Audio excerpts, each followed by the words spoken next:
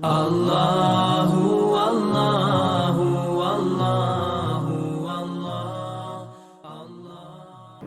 بسم اللہ الرحمن الرحیم الحمد للہ رب العالمین والعاقبۃ للمتقین والصلاة والسلام علی سید الانبیاء والمرسلین نبینا محمد وعلی آلہ وصحبہ اجمعین۔ عن ابن عباس رضی اللہ تعالی عنہما قال قال رسول اللہ صلی اللہ علیہ وسلم ان الذي ليس في جوفه شيء من القرآن كالبيت الخرب۔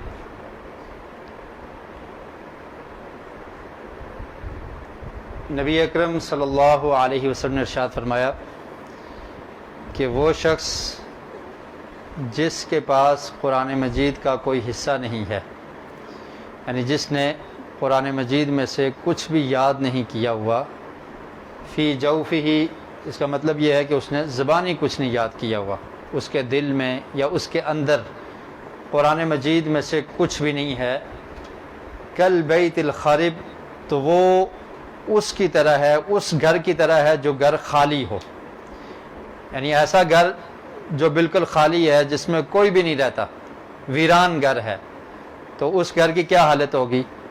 وہاں پر اگر کچھ عرصے کے بعد کوئی شخص جائے تو اس کو ڈر لگتا ہے، اور وہ پریشانی والا گھر ہوتا ہے، وہاں پر گھاس وغیرہ اگ جاتی ہے، اور ویران گھر وہ محسوس ہوتا ہے جہاں پر آبادی نہ ہو۔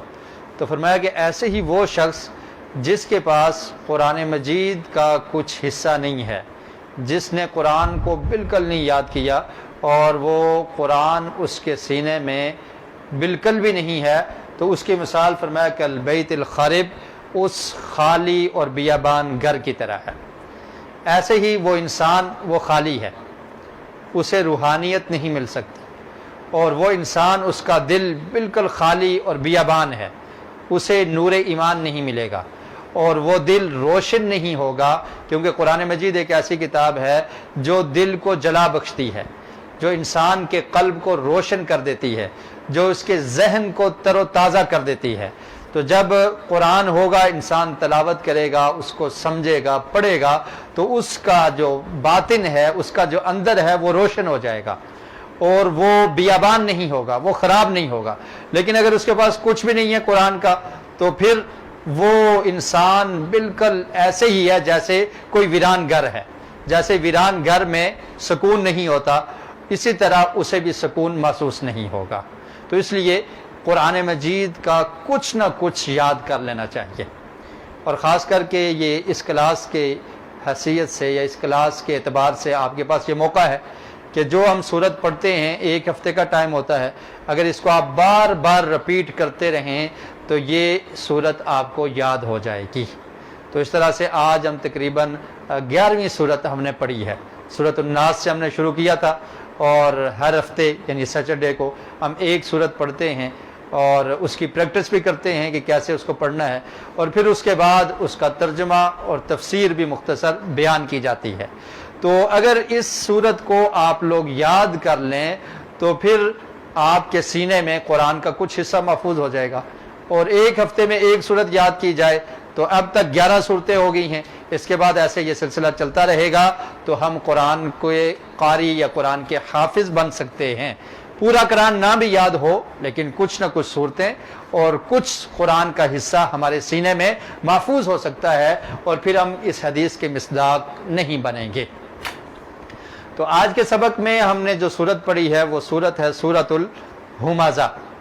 یہ سورت بھی مکی سورت ہے، اور ہمزہ کا مطلب ہوتا ہے عیب جوئی کرنا، کسی کے عیب تلاش کرنا، تانا دینا، اشارے کے ساتھ، زبان کے ساتھ، مخفی انداز میں، یا کسی طریقے سے بھی دوسرے کو بے عزت کرنا اور اس کی عیب جوئی کرنا، عیب کو تلاش کر کے نشر کرنا، اس کو ہمزہ کہا جاتا ہے۔ تو اس صورت میں اللہ رب العالمین نے ارشاد فرمایا ویل لکل ہمزۃ لمزہ۔ تو پہلے ہم انگلش میں ترجمہ کر لیتے ہیں اس کا، وو ٹو ایوری اسکارنر اینڈ موکر۔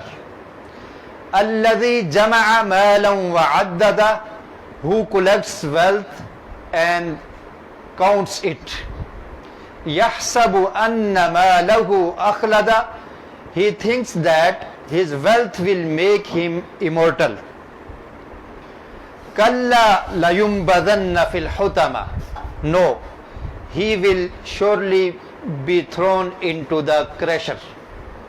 وما أدراك ما الحطمة, and what can make you know what is the crusher? نار الله الموقدة, it is the fire of Allah internally fueled. التي تطلع على الأفئدة, which mounts directed at the hearts. إنها عليهم مؤصدة, indeed its mean hellfire will be closed down upon them. في عمد ممددة, in extended columns.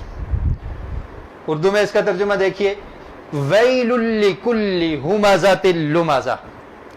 Well کا مطلب ہے ہلاکت ہو, بربادی ہو, خرابی ہو. لکل, ہر اس کے لیے, ہر اس شخص کے لیے, ہمزۃ لمزہ, جو تانے دینے والا اور عیب تلاش کرنے والا ہے. یہ دونوں لفظ ہم معنی ہیں. ہمزہ اور لمزہ دونوں کا مطلب ایک ہی ہے, اور ان کا مطلب قریب قریب ہے. ایک کا مطلب یہ ہوتا ہے کہ مخفی انداز میں کسی کے عیب کو تلاش کرنا اور لوگوں میں نشر کر دینا, اور لمزہ کا مطلب یہ ہے کہ سامنے اس کو تانا دے دینا. کبھی اس کو نسب کا تانا دے دیا جائے, اس کی ذات کا تانا دے دیا جائے, اس کی شکل و صورت کا تانا دے دیا جائے, یا اسی میں غیبت بھی شامل ہے ہمزہ میں, کہ اس کے پیچھے مخفی باتیں کی جائیں, چغلی کی جائے, یا اس کی بدخوئی کی جائے, اس کی غیبت کی جائے. تو یہ تمام بری خصلتیں اس میں آ جاتی ہیں, ہمزہ اور لمزہ. وہ ظاہر طور پہ کسی کو بے عزت کرنا ہو یا مخفی انداز میں بے عزت کرنا ہو, اس کی غیبت کی جائے, اس کی چغلی کی جائے, تو یہ تمام چیزیں اس میں داخل ہیں. تو فرمایا کہ ایسے ہر شخص کے لیے جس کے اندر یہ بری عادت پائی جاتی ہے, جو لوگوں کے اندر فساد برپا کر دیتا ہے, جو چغلی کرتا ہے, جو تانے دیتا ہے, جو لوگوں کے عیب تلاش کرتا ہے, فرمایا اس کے لیے بربادی ہو اور ہلاکت ہو. اور قرآن مجید میں سورہ قلم میں بھی اللہ رب العالمین نے ارشاد فرمایا اللہ کے رسول صلی اللہ علیہ وسلم کو کہ آپ اس کی اطاعت نہ کریں. وَلَا تُطِعْ كُلَّ حَلَّافٍ مَّهِينٍ ہمازٍ مشاء بنمیم. فرمایا کہ آپ ہر اس شخص کی اطاعت نہ کریں, اس کی بات نہ مانیں جو بہت زیادہ قسمیں کھانے والا ہے, جو بہت زیادہ قسمیں کھانے والا حقیر انسان ہے. جب انسان قسمیں کھا کھا کر اپنی بات کا ثبوت پیش کرتا ہے تو اس کی عزت باقی نہیں رہتی. تو فرمایا کہ اس کی آپ اطاعت نہ کریں. حلاف مہین, جو بہت زیادہ قسمیں کھانے والا حقیر شخص ہے. اور اس کے بعد کیا فرمایا, ہماز مشاء بنمیم. ہماز, یہ وہی لفظ ہے. ہمزہ اسی سے کیا ہے, ہماز, کہ بہت زیادہ عیب تلاش کرنے والا, لوگوں کو تانا دینے والا, اپنی آنکھوں سے لوگوں کی طرف اشارہ کر رہا ہو, یا ہاتھ سے اشارہ کر رہا ہو, یا زبان سے مخفی انداز میں اشارے کر کے کسی کو تانا دے. تو میں ہمازن, بہت زیادہ تانے دینے والا, مشاء بنمیم, اور چغلی کے ساتھ چلنے والا. مطلب کیا ہے کہ اس کی دوڑ دھوپ یہی رہتی ہے کہ میں چغلی کر کے اس کی بات اس تک پہنچا کر ان کے درمیان فساد پیدا کر دوں, محبت کو ختم کر دوں, الفت کو ختم کر دوں, فساد پیدا کر دوں. تو فرمایا کہ ایسے لوگوں کی آپ نے اطاعت نہیں کرنی. اور یہاں پر بھی فرمایا کہ ایسے شخص کے لیے جو ہمزۃ لمزہ, تانے دیتا ہے, غیبت کرتا ہے, یا لوگوں کے سامنے ان کے عیب بیان کر کے ان کو بے عزت کر دیتا ہے, ان کی انسلٹ کرتا ہے, یا مخفی انداز میں ان کے عیوب کو تلاش کر کر کے لوگوں میں نشر کرتا ہے, فرمایا ایسے شخص کے لیے ہلاکت ہو. الذی جمع مالا وعددہ. فرمایا کہ یہ کیسا شخص ہے جس نے مال کو جمع کیا, یعنی اس کی عادت یہ ہے کہ لوگوں کو حقیر سمجھتا ہے. حقیر سمجھنے کی وجہ کیا ہو سکتی ہے, وہ مالدار ہے, اس کے پاس پیسہ بہت ہے, اس لیے دوسروں کی کوئی حیثیت نہیں, دوسروں کو حقیر سمجھتا ہے. اس کی کیا حیثیت ہے, اس کے پاس تو کھانے کو کچھ نہیں ہے, یہ فقیر آدمی ہے. اس نے کیا کیا ہوا ہے, جمع مالا, مال کو جمع کیا ہے, وعدد, اور اس کے بعد دوسری اس کی صفت کیا ہے، یا اس کو آپ کہہ لیں کہ خامی کیا ہے، مال اس نے جمع بھی کیا ہے، مال کی حرص اس کے اندر بہت زیادہ ہے، مال کو جمع کرتا رہتا ہے، جمع کر کر کے اس نے مال رکھا ہوا ہے، وعدد، اور ان کو گنتا رہتا ہے، یعنی وہ مال کا پجاری بن گیا، گن گن کے رکھتا ہے کہ کتنے میرے پاس جمع ہو گئے ہیں، اور گننے سے یہ محسوس ہوتا ہے کہ وہ بخیل ہے، کیونکہ جو خرچ کرے گا تو پھر تو گن نہیں سکے گا، تو گن گن کے رکھتا ہے، یعنی اس کے اندر مال کی حرص اتنی ہے کہ مال کو وہ جمع بھی کرتا ہے اور مال کو بخل کی وجہ سے گن گن کے رکھتا ہے، خرچ نہیں کرتا۔ مومن کیا ہوتا ہے؟ سخی ہوتا ہے، مومن سخاوت پسند ہوتا ہے، وہ مال کو خرچ کرنے والا ہوتا ہے۔ تو فرمایا کہ یہ شخص کیسا ہے؟ جو مال کو جمع کرتا ہے اور اس کو گن گن کے رکھتا ہے، اور اسی مال کی محبت نے اس کو ایسا بنا دیا کہ اس کے سامنے کسی اور کی کوئی حیثیت نہیں ہے، اور لوگوں کو تانے دیتا رہتا ہے، اور تانے بھی اسی لیے دیتا ہے کہ اگر کسی اور نے مال کو خرچ کیا تو لوگوں کی توجہ اس کی طرف ہو جائے گی، یا لوگ اس کو اچھا سمجھیں گے، تو وہ پہلے سے اس کے بارے میں ایسی باتیں بیان کر دیتا ہے، اس کے عیب بیان کر دیتا ہے کہ تاکہ لوگ اس کی طرف متوجہ نہ ہوں اور میری طرف ان کی توجہ ہو، اور خود بھی ایسا معاملہ کرتا ہے کہ مال کو خرچ نہیں کرتا لیکن لوگوں کے عیب بیان کرتا رہتا ہے کہ تاکہ اس کے عیب کی طرف کسی کی توجہ ہی نہ جائے۔ تو یہ اس کا طریقہ ہے کہ مال کو جمع کرتا ہے، اور پھر اس کا یہ مطلب بھی ہے کہ معاملہ ایسا کرتا ہے کہ دوسرے لوگوں کی خامیاں بیان کرتا ہے کہ اس کے ساتھ سودا نہیں کرنا، اس کے ساتھ تجارت نہیں کرنا، عیب جو اس نے بیان کرنے ہیں، وہ اچھا آدمی نہیں ہے، لوگوں کو اس سے متنفر کر دیتا ہے دوسرے لوگوں سے۔ وجہ کیا کہ تاکہ لوگ میری طرف آ جائیں، مجھے اچھا سمجھیں اور مجھ سے سودا کریں، میرے پاس مال اور زیادہ جمع ہو جائے، اور پھر میں ان کو گنتی کر کر کے اپنے پاس رکھتا رہوں۔ اور ایسے ہی یہ علامت منافقین کی ہے۔ قرآن مجید میں سورہ توبہ میں اللہ رب العالمین نے منافقین کے بارے میں بیان کیا، فرمایا الذین یلمزون المطوعین من المؤمنین فی الصدقات، کہ وہ لوگ جو مومنین کو، متطوعین جو اللہ کے راستے میں بہت زیادہ خرچ کرنے والے ہیں، یعنی فرضی زکوٰۃ کے علاوہ خوشی سے اللہ کے راستے میں خرچ کرنے والا، اس کو کہا جاتا ہے متطوعین، کہ اللہ کے راستے میں یہ خرچ کرنے والے ہیں، خوشی سے بہت زیادہ خرچ کرتے ہیں۔ تو یہ منافق کیا کرتے ہیں؟ الذین یلمزون المطوعین من المؤمنین، ایسے مومن اور اللہ کے راستے میں خرچ کرنے والوں کو تانے دیتے ہیں۔ کیا تانا دیتے ہیں؟ کہ یہ ریاکاری کے لیے خرچ کر رہے ہیں، یہ دکھلاوے کے لیے خرچ کر رہے ہیں۔ اور یہ صحیح روایت ہے، ابو مسعود رضی اللہ تعالیٰ عنہ بیان کرتے ہیں کہ نبی اکرم صلی اللہ علیہ وسلم نے غزوہ تبوک کے موقع پر جب چندے کا اعلان کیا تو صحابہ اکرام بہت زیادہ مال لے کر آئے، اور اسی وقت حضرت ابوبکر صدیق رضی اللہ تعالیٰ عنہ اپنے سارے گھر کا مال لے آئے تھے، اور عمر فاروق رضی اللہ تعالیٰ عنہ نے جب آدھا مال لایا تو یہ سمجھا کہ آج اگر اللہ نے چاہا تو میں ابوبکر سے سبقت لے جاؤں گا، اپنے گھر کا آدھا مال لے کر آئے۔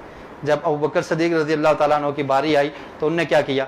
پورے گھر کا مال لے کر آئے۔ اللہ کے رسول نے پوچھا گھر میں کیا رکھا ہے؟ تو میں اللہ اور اللہ کے رسول کا نام ہے۔ حضرت عمر کہنے لگے کہ آج بھی میں ابوبکر سے آگے نہیں نکل سکا۔ اور پھر اسی موقع پر حضرت عثمان غنی رضی اللہ تعالیٰ عنہ نے نبی اکرم صلی اللہ علیہ وسلم کی گود میں 1000 دینار پھینک دیے، اور میں اللہ کے رسول غزوہ تبوک کے لیے یہ دینار میں اللہ کے راستے میں دیتا ہوں۔ نبی اکرم صلی اللہ علیہ وسلم ان دیناروں کو گن رہے تھے، گنتی کر رہے تھے، اور گود میں ایسے ان کو اٹھا کے پھر رکھتے تھے، اور پھر فرمایا ما ضر عثمان لو عمل بعد هذا اليوم، عثمان اگر آج کے بعد کوئی بھی عمل نہ کرے تو اس کی نجات کے لیے یہی کافی ہے۔ اور آج لوگ حضرت عثمان کی شان کے بارے میں باتیں کرتے ہیں، نعوذ باللہ، اپنی زبانوں کو ناپاک کرتے ہیں، کہ نبی اکرم صلی اللہ علیہ وسلم کے بارے میں فرمایا کہ کوئی بھی عمل نہ کرے تو اس کے لیے اتنا ہی کافی ہے۔ تو اس طرح سے صحابہ اکرام نے مال کو خرچ کیا۔ اب کیا تھا کہ جب کثرت سے مال صحابہ اکرام اللہ کے راستے میں خرچ کر رہے تھے، منافقین ان کے پاس بہت مال تھا، بڑے امیر تھے، انہوں نے کیا کرنا شروع کیا؟ انہوں نے مال کو تو انہیں خرچ نہیں کرنا تھا، تو انہوں نے تانے دینے شروع کر دیے، یہ مال اس کی کیا ضرورت ہے، اور یہ ریاکاری کے لیے یہ مال دیا جا رہا ہے۔ اور پھر اس کے بعد فرمایا کہ والذین لا یجدون الا جہدہم فیسخرون منہم، اور کچھ صحابہ کرام ایسے تھے کہ جو دن کو محنت کرتے، جتنی کمائی ہوتی تو اس کو اللہ کے راستے میں خرچ کر دیتے۔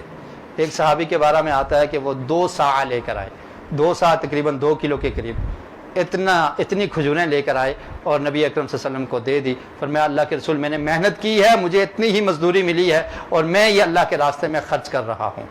تو یہ منافقین نے کیا کہا؟ منافقین کہنے لگے اس مال سے کیا ہوگا؟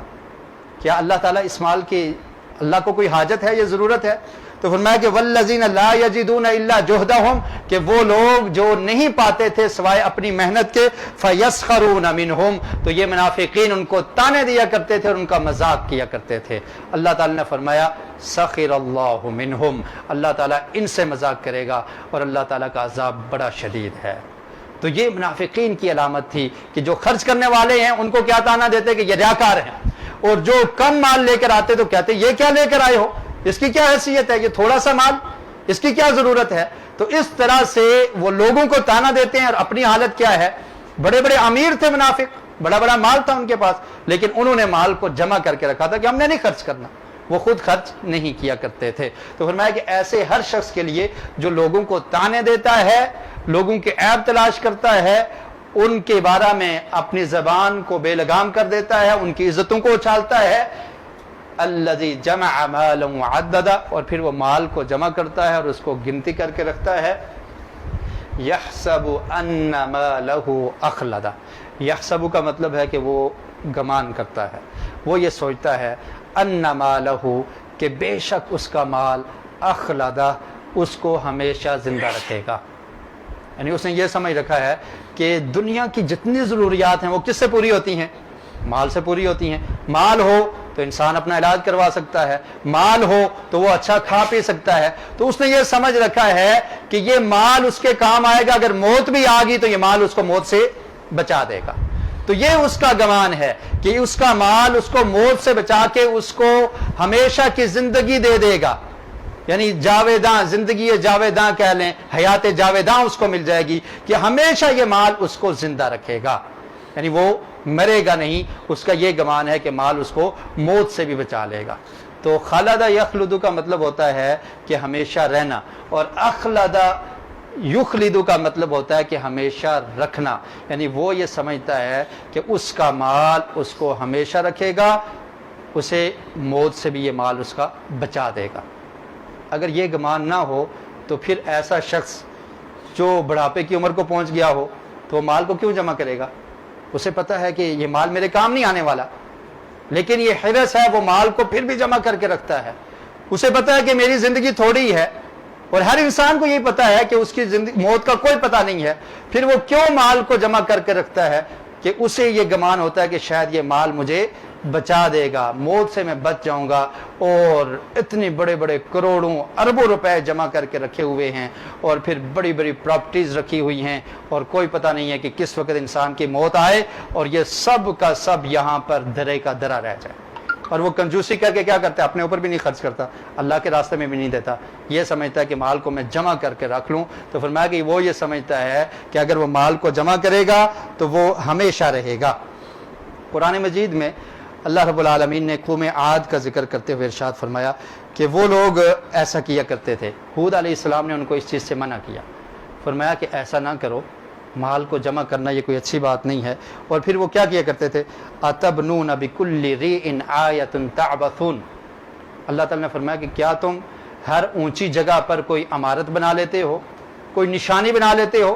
جیسے ہمارے ہاں فخریہ انداز میں جو بھی بلند جگہ ہو, سیر کی جگہ ہو, تو وہاں پر جو امیر لوگ ہیں تو وہ کیا کرتے ہیں؟ کوئی عمارت بنا دیتے ہیں, اپنا گیسٹ ہاؤس, ریسٹ ہاؤس بنا لیتے ہیں کہ یہاں پر ہم آرام کریں گے, یہاں پر ہم رہیں گے. اور پھر یہ فخر کرتے ہیں کہ ہماری فلاں جگہ پر, فلاں سوسائٹی میں یا فلاں اعلیٰ جگہ پر ہمارا مکان ہے, ہماری کوٹھی ہے, ہماری نشانی ہے. تو فرمایا کہ ایسے یہ لوگ کیا کرتے تھے کہ جو بھی بلند جگہ ہوتی یا اچھی جگہ ہوتی تو وہاں پر کیا کرتے؟ نشانی کے طور پر آیت, اللہ نے آیا کا لفظ استعمال, نشانی کے طور پر وہاں پر کچھ تعمیر کر لیتے. اتبنون, عمارتیں بنا لیتے. بکل ریء آیۃ تبعثون, کہ ہر اونچی جگہ پر بنا لیتے. تعبثون, تو فرمایا کہ یہ عبث کام ہے, یہ رائگاں کام ہے, تم کیا کر رہے ہو, کس لیے یہ بنا رہے ہو؟ اور پھر کیا فرمایا؟ وَتَتَّخِذُونَ مَصَانِعَ لَعَلَّكُمْ تَخْلُدُونَ, اور پھر وہ کیا کرتے تھے؟ بڑے بڑے محلات بناتے تھے. فرمایا کہ شاید کہ تم ہمیشہ رہو گے. ایسے محلات تم نے تیار کر رکھے ہیں کہ تم نے ہمیشہ رہنا ہے ان محلات میں. اور جب انسان کے دل کے اندر اس طرح سے مال کی ہرس پیدا ہو جائے اور پھر وہ دنیا کا ہی طالب بن جاتا ہے تو موت کی فکر ختم ہو جاتی ہے, آخرت کی زندگی کی فکر ختم ہو جاتی ہے. وہ یہی سمجھتا ہے کہ بس مال جمع کر لوں, ہر جگہ پر میرا کوئی پلاٹ ہو, میری کوئی کوٹھی ہو, میرا کوئی بنگلہ ہو, اور پھر کیا ہوتا ہے کہ وہ اس طرح سے بناتا رہتا ہے کہ بعد میں میرا تذکرہ ہوگا, لوگ یاد کریں گے, نشانی کے طور پہ بنا دیا. اور اللہ نے فرمایا کہ تم یہ سمجھتے ہو کہ یہ چیزیں ہمیشہ رہیں گی, ایسے تم بنا رہے ہو, اور اتنا پیسہ تم نے جمع کر رکھا ہے, کیا تم سمجھتے ہو ہمیشہ رہے گا؟ ہمیشہ نہیں رہنے والا. جو ہی موت آئے گی یہ سب کچھ فنا ہو جائے گا. تو جب مال کی ہرس بڑھ جاتی ہے تو پھر موت کی فکر ختم ہو جاتی ہے, انسان کو آخرت کی تمنا نہیں رہتی, اور پھر آخرت کی تذکیر نہیں رہتی, آخرت کے بارے میں یاد ہی نہیں رہتا, اور پھر انسان ہمیشہ دنیا کے پیچھے ہی پڑا رہتا ہے اور دنیا کے مال کو ہی جمع کرتا رہتا ہے. تو فرمایا کہ یحسب ان مالہ اخلدا, اس نے یہ سمجھ رکھا ہے کہ بے شک اس کا مال اس کو ہمیشہ رکھے گا. کلا, فرمایا ہرگز نہیں, ایسا نہیں ہونے والا کہ یہ مال تمہیں بچا لے گا اور ہمیشہ رہے گا. کلا, ہرگز ایسا نہیں ہوگا. لینبذن فی الحطمہ, ان قریب اس کو پھینکا جائے گا حطمہ میں. ینبذن کا مطلب ہے, نبذ کہتے ہیں کسی ایسی چیز کو پھینکنا جو بیکار ہو, جو حقیر ہو, جس کی کوئی حیثیت نہ ہو. تو فرمایا لا ینبذن, ضرور بضرور پھینکا جائے گا. اور اس کو گرامر کی زبان میں کہتے ہیں بنون تاکید ثقیلہ, کہ جس میں تاکید ہو, یعنی قسم کھا کے اللہ نے قسمیہ انداز میں کہا کہ ہرگز نہیں, یقیناً اس کو پھینکا جائے گا فی الحطمہ, حطمہ کے اندر. حطمہ کیا ہے؟ وما ادراک ما الحطمہ, اور تمہیں کس چیز نے معلوم کروایا ما الحطمہ, حطمہ کیا ہے؟ حطمہ کس کو کہتے ہیں؟ نار اللہ الموقدہ, وہ آگ ہے. نار اللہ, آگ ہے اللہ کی, الموقدہ, جس کو بھڑکایا گیا ہے. یعنی اللہ نے جس آگ کو بھڑکایا ہے وہ آگ ہے حطمہ. حطمہ اصل میں کہتے ہیں ایسی چیز کو یا ایسی جگہ کو کہ جہاں پر کچھ ڈالا جائے تو وہ اس کے ٹکڑے ٹکڑے کر دے, ختم کر دے. تو اسی طرح جہنم کے بارے میں اللہ کے رسول صلی اللہ علیہ وسلم نے ارشاد فرمایا حتم بعضها بعضا, کہ جہنم کا بعض کو کھاتا ہے. اور جہنم میں جس چیز کو ڈالا جائے گا تو وہ اس کے ٹکڑے ٹکڑے کر دے گی اور کچھ نہیں بچے گا. تو اس لیے اس کو کیا کہا جاتا ہے؟ حطمہ. جیسے کوئی ایسی مشین ہو, جیسے آپ دیکھیں گے بجری بنانے والی جو مشین ہوتی ہے, کریشر, تو اس کے اندر جب ڈالتے ہیں پتھر کو تو وہ اس کو چورا کر دیتی ہے, ختم کر دیتی ہے, بجری سے ریت بن جاتی ہے. تو اس طرح سے اس کو پیس دیا جاتا ہے. تو فرمایا کہ وہ ایسی جگہ ہے جو پیسنے والی ہے, ختم کرنے والی ہے, ٹکڑے ٹکڑے کرنے والی ہے. اور پھر جہنم بعض کے ٹکڑے ٹکڑے کرتی ہے, بعض کو کھاتی ہے, اتنی سخت ہے. تو فرمایا کہ ان قریب اس کو اس جہنم میں پھینکا جائے گا. اور کیا معلوم کہ وہ جہنم کیسی ہے؟ نار اللہ الموقدہ, وہ اللہ کی جلائی ہوئی آگ ہے. اور اس میں بھی بہت زیادہ آپ سمجھ لیں کہ ترہیب ہے, ڈرانا ہے کہ اللہ کی آگ جس کو اللہ نے جلایا ہے. اور قرآن مجید میں صرف ایک جگہ پر اللہ تعالیٰ کی طرف آگ کی نسبت ہے, نار اللہ, اللہ کی آگ. اس کے علاوہ کہیں نہیں ہے, صرف یہاں پر ہے. میں کہ نار اللہ, وہ اللہ کی آگ ہے, الموقدہ, جس کو جلایا گیا ہے. یعنی اللہ رب العالمین نے اس کو بھڑکایا ہے, تو ایسی آگ میں اس کو پھینکا جائے گا. التی تطلع علی الافئدہ, اور وہ آگ کیسی ہے؟ تطلع کا مطلب ہوتا ہے اطلاع پانا. اطلاع اردو میں بھی یہ لفظ استعمال ہوتا ہے, اور اس کا مطلب ہوتا ہے جھانکنا, پہنچنا, یہ مطلب بھی اس کا ہوتا ہے, پہنچ جانا. اور دوسرا مطلب کیا ہے؟ اطلاع پانا, کہ باخبر ہونا. تو میں کہ وہ آگ کیسی ہے؟ تطلع, پہنچے گی, علی الافئدہ, دلوں پر. فؤاد کی جمع ہے افئدہ, فؤاد کہتے ہیں دل کو, اور افئدہ کسے کہتے ہیں؟ اس کی جمع ہے. تو فرمایا کہ وہ دلوں تک وہ آگ پہنچ جائے گی. اور اس سے مراد وہ ہے جو وہ جگہ ہے انسان کے دل کی جہاں پر شعور ہوتا ہے, جہاں پر ادراک ہوتا ہے, فہم ہوتا ہے کہ انسان سمجھتا ہے, جہاں سے انسان کی نیت بنتی ہے. جب کوئی کام کرتا ہے نا وہ نیت کر لیتا ہے, ارادہ بنتا ہے. اور جہاں پر انسان کا عقیدہ ہوتا ہے, اور عقیدے کی خرابیاں اس جگہ پر ہوتی ہیں، حسد بغض ہوتا ہے، اور پھر اس کا ارادہ اور اس کی نیت وہاں پر ہوتی ہے، یعنی وہاں سے ابتدا ہوتی ہے، اور پھر انسان جو بھی چاہے وہ کام کرتا ہے۔ تو فرمایا کہ یہ آگ ایسی ہے کہ یہ اس تک اطلاع کرے گی، وہاں تک پہنچ جائے گی، انسان کے دل تک پہنچ جائے گی۔ دل تک پہنچنے کا کیا مطلب ہے؟ کہ آگ باشعور ہے، یہ انسان کے دل پر جھانکے گی اور پھر پرکھے گی کہ کون اس عذاب کے لائق ہے، اس کو عذاب ملے گا، اور جس کا دل صاف ہے اس کو یہ عذاب نہیں ملے گا۔ تو یہ آگ شعور والی ہے اور پہنچے گی انسان کے دل تک، پرکھے گی کہ کون منافق ہے، کون کافر ہے، کون مشرک ہے، کس کا دل صاف نہیں ہے، کس کے دل میں اس طرح کی غلاظت ہے، عقائد درست نہیں ہے اور اس طرح کی چیزیں ہیں۔ تو آگ وہاں تک پہنچ جائے گی، اور جب پہنچے گی دیکھے گی کہ یہ دل اگر صاف ہے تو پھر اس کو عذاب نہیں ہوگا، اور اگر صاف نہیں ہے تو پھر آگ اس کو جلا کر راکھ کر دے گی، جلائے گی۔ اور دوسرا اس کا مطلب یہ ہے کہ جہنم کی جو آگ ہے وہ دلوں تک پہنچ جاتی ہے، دنیا کی آگ دل تک نہیں پہنچتی، کیونکہ اگر انسان کو آگ لگ جائے تو دل تک پہنچنے سے پہلے ہی انسان کی موت واقع ہو جاتی ہے، انسان مر جاتا ہے۔ لیکن یہ جو جہنم کی آگ ہے یہ اس کے دل تک پہنچے گی، پھر بھی موت نہیں آئے گی، پھر بھی انسان مرے گا نہیں، کیونکہ موت تو ہے نہیں ہے، سزا ملتی رہے گی، تو یہ دلوں تک بھی پہنچ جائے گی، اتنی سخت آگ ہے۔ التی تطلع علی الافئدہ انہا علیہم مؤصدہ۔ اور پھر فرمایا کہ بے شک یہ، یعنی یہ آگ علیہم، ان پر، ان مجرموں پر، مؤصدہ، اس کو بند کیا گیا ہے، کوئی باہر نہیں نکل سکے گا، کہیں سے روشنی نہیں آئے گی، کھڑکی نہیں ہوگی، کوئی دروازہ نہیں ہوگا، فرمایا کہ مؤصدہ، اس کو بند کیا گیا ہے، کوئی بھاگنے کی جگہ نہیں ہے۔ اور ایک اس کا مطلب یہی ہے کہ جہنمیوں کو جہنم میں ڈال کے اوپر سے اس کو بند کر دیا جائے گا کہ اب جلتے رہو اس میں۔ انہا علیہم مؤصدہ فی عمد ممددہ، اور پھر فرمایا کہ اس میں بڑے بڑے ستون ہوں گے۔ عمد یہ عمود کی جمع ہے، عمود کہتے ہیں ستون کو، اور اس کی جمع کیا ہے عمد۔ ممددہ، بڑے بڑے پھیلے ہوئے ایسے بڑے ستون ہوں گے۔ تو مطلب یہ ہے کہ جہنم کو بند کر دیا جائے گا اور اس کے اوپر بڑے بڑے ستون لگ جائیں گے کہ کوئی نکلنے کی کوئی گنجائش نہیں ہے۔ اور دوسرا مطلب یہ ہے کہ اس جہنم کی آگ کے اندر بڑے بڑے ستون ہوں گے جس کے ساتھ ان مجرموں کو باندھ دیا جائے گا۔ اور تیسرا مطلب یہ ہے کہ اس آگ کے شعلے ایسے ہوں گے جیسے بڑے بڑے ستون کھڑے ہیں، اس طرح سے آگ کے شعلے ہوں گے جس میں مجرموں کو اور جو خطا کار گناہگار ہیں، فاسق اور فاجر ہیں، ان کو جلایا جائے گا۔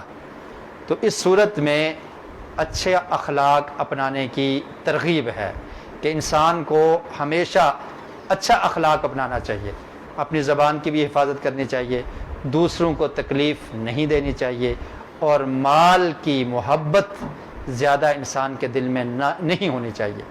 مال کی محبت جتنی بڑھتی ہے تو انسان آخرت کو بھول جاتا ہے اور اس کی دنیا کے لیے تڑپ زیادہ سے زیادہ رہتی ہے، اور پھر فقراء کو، مساکین کو حقیر سمجھتا ہے، ان کو بس اوقات تانے دیتا ہے، ان کو تانا تشنی کرتا ہے، اور وہ یہ سمجھتا ہے کہ جس کے پاس مال ہے اس کے پاس ہی سب کچھ ہے۔ حالانکہ اللہ رب العالمین کے ہاں یہ چیز نہیں ہے، بلکہ اللہ تعالیٰ کے ہاں کیا ہے کہ جو زیادہ متقی ہے وہ اللہ کے ہاں زیادہ عزت والا ہے۔ اللہ رب العالمین سے دعا ہے کہ اللہ تعالیٰ ہمیں قرآن مجید کو سمجھنے کی، اس کو پڑھنے کی اور اس پر عمل کرنے کی توفیق نصیب فرمائے۔ وآخر دعوانا الحمدللہ رب العالمین۔ رحمت نچاور کرتا ہے تو برکتوں سے